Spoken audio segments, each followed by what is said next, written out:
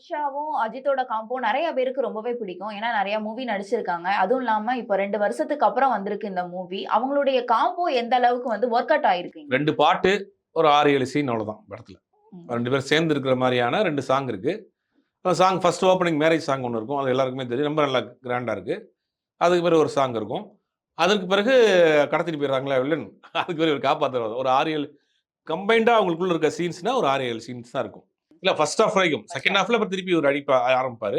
ஆர்டிஸ்ட்ன்னு பெருசா ஆர்டிஸ்ட்டே கிடையாது. 4 ஆர்டிஸ்ட் தான். அர்ஜுன், அஜித், த்ரிஷா, அந்த ரெஜினா, இவங்க இன்னும் ஆரவ். ஆரவ். இவங்க 4 பேர் 5 பேர் தான் ஆர்டிஸ்ட். மீதிலாம் சின்ன சின்ன ஆர்டிஸ்ட் தான். அஜர்பைஜான்ல போய் இந்த படத்த ரொம்ப ரிஸ்க் எடுத்து நெறைய ப்ராப்ளம் வந்து எடுத்தாங்க. ஆனா அஜர்பைஜான்ல வந்து ஒரு பாலைவனத்த காட்டுறதுக்கு அஜர்பைஜான் போனாங்கன்னு தெரியல. அஜர்பைஜான்ட்ட போய் அஜர்பைஜான் சம்பந்தம் அங்க அஜர்பைஜான்ல ஒரு கம்பெனில வேலை பார்க்கறதாக இவரு அந்த ஒரு டயலாக் வருது. இவர் ஒரு கம்பெனில பெரிய போஸ்டிங்ல இருக்கிறாரு. மந்த்லி கோடிக்கணக்கான சம்பாதிக்கிறாரு. இவர் அக்கவுண்ட்லயே கிட்டத்தட்ட 10 கோடிக்கு மேல இருக்குன்னு ஒரு டயலாக் வருது. பட் அதெல்லாம் அவங்க வந்து அஜர்பைஜானுடைய லைஃப் ஸ்டைல் அதெல்லாம் கொஞ்சம் படத்துல காமிச்சிருந்தாலும் போர் அடிக்காம போயிருக்கும்.